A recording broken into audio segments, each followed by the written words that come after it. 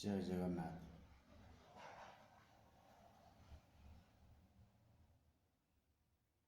पिलाମାନେ ଆଜି ଆମେ ଗୁଣନର ଗୋଟିଏ ବିଷୟରେ ଜାଣିବା। ଆଜି ମୁଁ ତୁମକୁ କିପରି ଗୁଣନ ସହଜରେ କରାଯାଏ ବିଭିନ୍ନ ପ୍ରକାର ଗୁଣନର ଟ୍ରିକ୍ ଗୁଡ଼ିକ ବତେଇଦେବି, ଯାହାଫଳରେ ଆମେ ସହଜରେ ସୁବିଧାରେ ଗୁଣନ ମଧ୍ୟ କରିପାରିବା। ତେଣୁ ଚାଲନ୍ତୁ ଆମେ ଆରମ୍ଭ କରିବା। ଗୋଟେ ଗୁଣନ ହେଉଛି ଟ୍ରିକ୍ ନମ୍ବର 1। ଟ୍ରିକ୍ କ'ଣ 1? ଆମେ ଗୁଣନ କରିବା ସମୟରେ ବିଭିନ୍ନ ସମୟରେ ଏଭଳି ପରିସ୍ଥିତିର ସମ୍ମୁଖୀନ ହେଉ ଯାହାଦ୍ୱାରା କି ଆମେ ଗୁଣନ ଟିକେ କଷ୍ଟ ଅନୁଭବ କରୁ, କିନ୍ତୁ ଏ ଟ୍ରିକ୍ ଜାଣିପାରିଲେ ଜାଣିବେ ଯେ ଗୁଣନ କିପରି ସହଜ ସରଳ ରୁହେ। ତ ଚାଲନ୍ତୁ ଦେଖିବା ଗୁଣନ ପ୍ରଥମ ଗୁଣନ କରିବା। ଦେଖନ୍ତୁ ଟ୍ରିକ୍ 1ରେ ଟ୍ରିକ୍ 1ରେ ଆମେ ଗୋଟେ ଗୁଣନଟି ଆଜି କରିବା। କ'ଣ ତାହେଲେ ଗୁଣନ ଟ୍ରିକ୍ଟି? ନା ଦେଖନ୍ତୁ, ଏମିତି ଗୋଟେ ଗୁଣନ ଆମେ କରିବାକୁ ପାଉଛେ ଯାହାର ଏକକ ଦୁଇଟି ଯାକ ମିଶିଲେ 10 ହେଉଥିବ ଆଉ ଦଶକ ଅଙ୍କ ଦୁଇଟି ଯାକ ସମାନ ଥିବ। ଏ ଦୁଇ ଅଙ୍କ ବିଶିଷ୍ଟ ସଂଖ୍ୟା ଦୁଇଟିର ଗୁଣଫଳ ନିର୍ଣ୍ଣୟ କରିବା। ତ ସେଇଠି ଆମେ କ'ଣ କରିବା ନା ପ୍ରଥମେ ଆମେ କ'ଣ କରିବା, ଏକକ ଘର ଦୁଇଟିକୁ ଗୁଣିଦେବା। ଏକକ ଘର ଦୁଇଟିକୁ ଗୁଣିଦେବା ତ କେତେ ହେଲା? 21, 21। 7 3 ଗୁଣିଲେ ହେଲା 21। ତ ଯେହେତୁ ଦଶ ଘର ଦୁଇଟାଙ୍କ ସମାନ ଅଛି, 3 କି 3 ଅଛି, ସେଠି ଆମେ କ'ଣ କରିବା, 3 ତାର ପରବର୍ତ୍ତୀ ସଂଖ୍ୟା 4, 3 ଆଉ 4ର ଗୁଣଫଳ ପକାଇଦେବା। ତ ଏଇଠି ଆସିବ, ତାର ଗୁଣଫଳ ହେଲା ଆମର 1221 ବା 1221। ତ ଚାଲନ୍ତୁ ଆକୁ ପରୀକ୍ଷା କରି ଦେଖିବା। 3 7 21, 1 ହେଲା 2, 3 3 9, 2 11, 3 7 21, 1 ହେଲା 2, 3 3 9 2 11, 1 2 2 1। ଦେଖନ୍ତୁ ଏଠି ଯେତିକି ଉତ୍ତର ଅଛି ସେଠି ମଧ୍ୟ ସେତିକି ଉତ୍ତର, ତାହେଲେ ଆମେ ପରୀକ୍ଷା କରିନେଲେ। ତ ଚାଲନ୍ତୁ ଆମେ ଆଲୋଚନା କରିବା ଆଉ ଗୋଟିଏ, ଯେମିତି ଏକକ ଘର ଦୁଇଟି ମିଶୁଥିଲେ 10 ହେଉଥିବ ଏବଂ ଦଶ ଘର ସମାନ ଥିବ। ସେଭଳି ଆଉ କେତୋଟି ଉଦାହରଣ ଆମେ ନେବା। 56 ଗୁଣନ 54। ତ ଏହାର ଉତ୍ତର କେତେ ହେବ ଦେଖିବା। 6 କି 4 ଗୁଣ 24। ତ ଦେଖନ୍ତୁ 6କୁ 4 ଗୁଣିଲେ ଆସିଲା 24। ଏଠି ଦଶ ଘର ଦୁଇଟା ସମାନ ଅଛି 5, ତେଣୁ ତାର ପରବର୍ତ୍ତୀ ସଂଖ୍ୟା ଆମେ ନେବା 6। 6କୁ 5 ଗୁଣିବା, ତାର ଉତ୍ତର ଆସିଯିବ 30। ତ ଉତ୍ତର ହେଲା 56 × 54 କଲେ ଆସିବ ଆମର 3024 ବା 3024 ତାର ଆନ୍ସର ଆସିବ। ତ ଆମେ ଆଉ ଗୋଟିଏ ସଂଖ୍ୟା ଦେଖିବା, ଗୋଟେ ବଡ଼ ସଂଖ୍ୟାଟି ନେବା। ତାହେଲେ ଆମେ ଦେଖିବା ଏଇଠି ଆଉ ଗୋଟେ କରିବା ଯଦ୍ୱାରା ଆମେ ସହଜରେ ଜାଣିପାରିବା। 83 × 87। ତ ଆପଣ ଷ୍ଟାର୍ଟ କରନ୍ତୁ, ଉତ୍ତର କେତେ ହେବ ଦେଖନ୍ତୁ। 7 3 21, 8 ଅଛି ଦୁଇଟା, ତେଣୁ 8 7ରେ ତାର ପରବର୍ତ୍ତୀ ସଂଖ୍ୟାକୁ ଆମେ ଗୁଣିବା। 8 9 72। ଦେଖନ୍ତୁ କେତେ ସହଜରେ ଏବଂ ଶୀଘ୍ର ଆମେ ତାର ଉତ୍ତର ନିର୍ଣ୍ଣୟ କରିପାରିଲେ। ତ ଆଉ ଗୋଟେ ଯିବା ମଧ୍ୟ ସେଇଭଳି ସଂଖ୍ୟାକୁ ଯିବା। 46 × 44। ଦେଖନ୍ତୁ 6 ଚଉକୁ 24, 4 5 20। ଏହାର ଉତ୍ତର ହେବ 2024। ତ ଆମେ ଦେଖିବା ପୁଣି ଆହୁରି ଗୋଟିଏ ଉଦାହରଣ ନେବା। 72 × 78। 8 2 16, 7 ଅଛି, ତେଣୁ ତାର ପରବର୍ତ୍ତୀ ସଂଖ୍ୟା ନେବା। 7 8 56। ଏହିଭଳି ଭାବରେ ଆମେ ସଂଖ୍ୟା ବହୁତ ଗୁଡ଼ିଏ ସଂଖ୍ୟାର ଆମେ ନିରୂପଣ କରିପାରିବା। ତ ଦେଖିବା ଆଉ ଗୋଟେ ବଡ଼ ସଂଖ୍ୟାଟେ ମଧ୍ୟ ନେବା। 98 × 92। ଦେଖନ୍ତୁ 8 2 10। ଏଠି କ'ଣ କରୁଛେ ଆମେ, ମୁଁ ସୂତ୍ରଟାକୁ ଆଉ ଥରେ ମନେ ପକାଇ ଦେଉଛି। ଏକ ଘର ଦୁଇଟି ଯାକ ମିଶିଥିଲେ 10 ହେଉଥିବ ଏବଂ ଦଶ ଘର ସମାନ ଥିଲେ ଆମେ ଏକ ଘର ଦୁଇଟିକୁ ଗୁଣିବା। 8 2 16 ଏବଂ 9 ଥିଲେ ସମାନ ଅଛି, ଏଠି 9 ଅଛି, ତେଣୁ 9 ଏବଂ ତାର ପରବର୍ତ୍ତୀ ସଂଖ୍ୟା ଗୁଣିବା। 9 10 90। ଆପଣ ମଧ୍ୟ ଏହାକୁ ଗୁଣଫଳକୁ ଚେକ୍ କରିପାରିବେ। ଏହା ହେଉଛି ଗୋଟେ ସର୍ଟକଟ୍ ଟ୍ରିକ୍, ଯାହାଦ୍ୱାରା ଆମେ ସହଜ ଶୀଘ୍ର ପିଲାମାନଙ୍କ ପାଇଁ ସହଜ ହେବ ଗୁଣନ ପ୍ରକ୍ରିୟା ଏବଂ ଶୀଘ୍ର କମ୍ପିଟେଟିଭ୍ ଏକ୍ଜାମ୍ ମଧ୍ୟ ବହୁତ ସହଜ ସୁନ୍ଦର ହୋଇପାରିବ। ଦେଖନ୍ତୁ ଟ୍ରିକ୍ 2 ଆରମ୍ଭ କରିବା। ଟ୍ରିକ୍ 2ଟି ହେଉଛି ଟ୍ରିକ୍ 1ର ସମ୍ପୂର୍ଣ୍ଣ ରୂପେ ବିପରୀତ। ଟ୍ରିକ୍ 1ରେ କ'ଣ ଥିଲା ନା ଏକ ଘର ମିଶିକି 10 ହେଉଥିଲା ଏବଂ ଦଶକ ଘରର ଅଙ୍କ ସମାନ ଥିଲା। ଟ୍ରିକ୍ 2ରେ ତାର ବିପରୀତ ଆସିଯିବ, ବଦଳିଯିବ। ଏକ ଘର ଅଙ୍କ ସମାନ ରହିବ आउ दशक घर अंक आमर मिसिले 10 होथिबो से क्षेत्र में आमे कौन करिया तो सेटा देखिबा आमे आरंभ करिया संगे संगे कौन करिया ना से आउरी सूत्रटा आपन कहि दउची एकक घर दुईटू आमे गुणिबा गुणिबा समान दबा गुणी के उत्तर पकाइबा आमे गुणले कौन हबो ना 9 होची जेतु टे एक अंक रहउची आमे 0 न पकाइबा 9 न लेखि आमे 0 न लिखिया तापर देखंतु कौन करिया 7 को 3 रे गुणिबा पूर्व भली 7 3 की 21 आउ एठी गोटे 3 मिसेइबा जे समान अछि 7 3 की 21 ये प्लस 7 को 3 एठी गुणन हबो प्लस एठी प्लस हे जिवो ताले केते आसीबो 7 को 3 ले 21 ये 3 मिसि जिवो ताले हला एठी 24 देखंतु 2409 बा 2409 देखंतु आको परीक्षा करे हम गुणी 3 3 की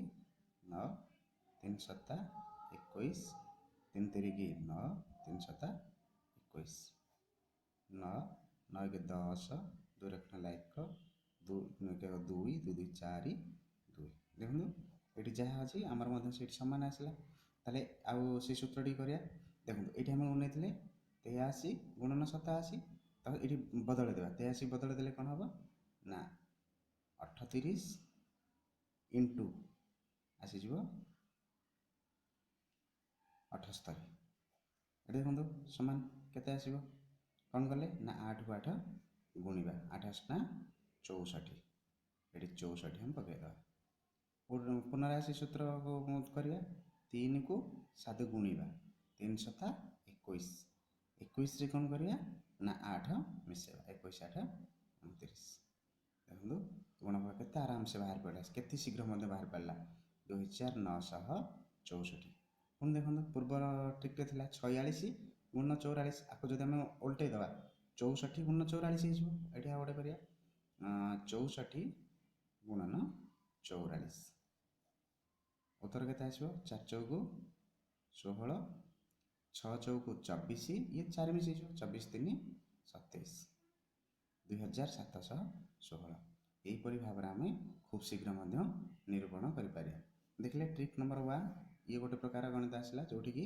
गुणन एक घर मिसले 10 हेउथिबो 10 घर समान थिला आ ट्रिक 2 रे बदली गला एक घर समान अछि 10 घर 10 होछि एही परिस्थिति जेतला उपजिबो आमे दुईटी जगह अप्लाई करिया ट्रिक 1 ट्रिक 2 आपन गला रे बुझि पाथि तो चलंतु पुणी आरंभ करिया ट्रिक 3 ट्रिक 1 और ट्रिक 2 व्यतीत पुणी हमर आहुरी अनेक गुडी गुणन आसे जहार कि एक घर बा 10 घर सहित सेमति किछि सामंजस्य न थाए तो सेही क्षेत्र रे आमे किपरि गुणन करिबा गुणन त आमे शिखिचे जेमति आमे गुणन करूचे गुणी के पूर्व थर देखि देचे ए गुणन करूथिले 1 को 3 गुणिबा 1 को 2 गुणिबा 3 की 3 गुणिबा 3 की 2 गुणिबा अनुसार आमे करूचे किंतु ताको आउटे जदि आमे सरल करिया देखंतु केमति करिया सीधा सड़क भाव आमे को करिया एक घर को गुणी दबा 3 दशक घर दुईटे अंक को गुणी दबा 3 2 गुणे 6 तापर कौन करिया ना क्रॉस गुणन करिया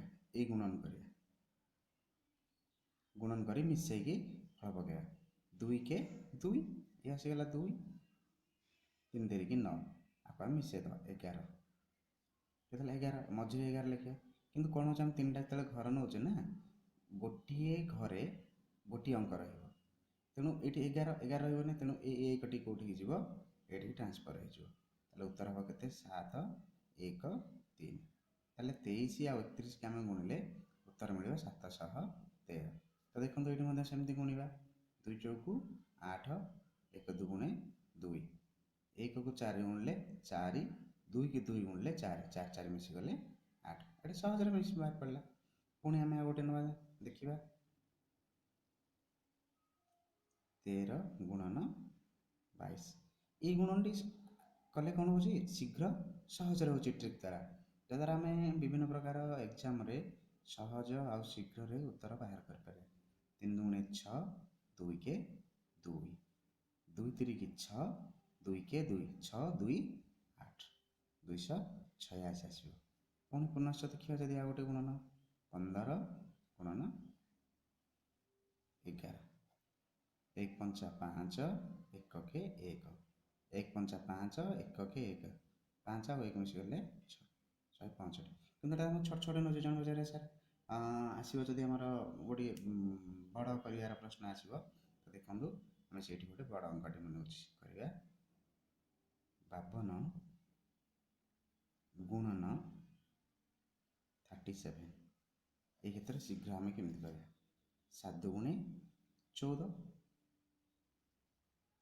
214 ଆସିଲା 5 ତିରିକି 15 ଆସିଲା 3 ଦୁଗୁଣେ 6 5 7 35 ଏ ଦୁଇଟିକୁ ମିଶିଯିବ ମିଶିଗଲେ କ'ଣ ହେଲା ଦେଖନ୍ତୁ ଆମର ଆସିଲା 41 ତ ଏଇ ମଝିରେ ଲେଖିବା 41 ଏଠି ତାହେଲେ ଉତ୍ତର କ'ଣ ହେବ ଦେଖନ୍ତୁ ଏଇ 1ଟି ମିଶିବ ଏଇ 1 ପାଖରେ ଏବଂ এই 4ଟି ପଳେଇବ 5 ପାଖ ତାହେଲେ କେତେ ହେବ ଏଠି ଉତ୍ତର ଆସିବ 4 41ରେ 1 ମିଶିଲେ 42 2 ଏଠି ଆଉ 4 ରହିବନି 4 ଏପଟକୁ ପଳେଇବ 15 4 19 ତାହେଲେ ଆସିବ ଉତ୍ତର ଏଠି 1924।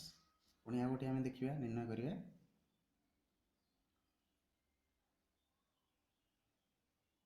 43 ଗୁଣନ 56 ଦେଖନ୍ତୁ 6 ତିରିକି 18 ତାମାନେ 1 ସେପଟ ଘରକୁ ଯିବ ଭାରି 5 କୁ 20 ଇଏ ରହିଗଲା ମଝିରେ ତାହେଲେ କ'ଣ ପଡ଼ିବ 5 ତିରିକି 15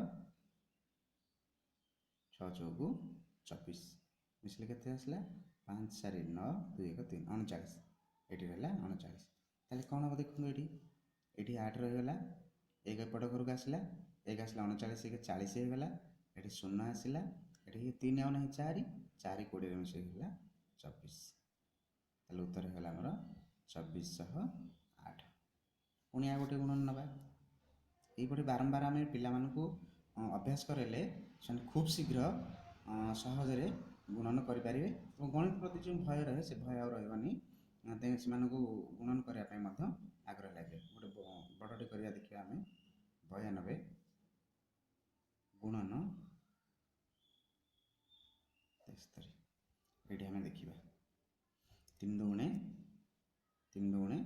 6 ଆସିଲା 9 7 63 ଆସିଲା ପୁଣି ଏଠି କ୍ରସ୍ ଗୁଣନ ହେବ 7 ଦୁଗୁଣେ 14 9 ତିରିକି 27 7 4 11 1 2 3 1 4 41 ଆସିଲା ଏଇଠି ଆମେ ପକେଇବା 41 ତିନିଟା ଘର ହେଲା ତ ଏଠି ଏପଟକୁ କିଛି ଆସିବାର ନାହିଁ ତେଣୁ ଏଠି ପଡ଼ିଲା 6 ଏଠି ହେଲା 1 କିନ୍ତୁ ଏଠି ଗୋଟିଏ ଘର ରହିବ ତେଣୁ 4 ଆମର ଏପଟ ଘରକୁ ଆସିବ 4ରେ 3 ମିଶିଗଲେ 7 6 ତାହେଲେ 92 କୁ 73ରେ ଗୁଣିଲେ ଆମର ଗୁଣଫଳ ହେବ 6716। ଏଇଭଳି ଭାବରେ ଯଦି ଆମେ ଗୁଣନ କରିବା ତାହେଲେ ନିଶ୍ଚିତ ଭାବରେ ଆମେ ଆମର ପିଲାଙ୍କୁ ଗଣିତ ପ୍ରତି ଆଗ୍ରହୀ ହେବେ ଏବଂ ସହଜ ଶୀଘ୍ର ସୁବିଧାରେ ଗଣିତ କରିପାରିବେ ଏବଂ ବିଭିନ୍ନ ଏକ୍ଜାମରେ କୃତକାର୍ଯ୍ୟ ହୋଇପାରିବେ। ଧନ୍ୟବାଦ।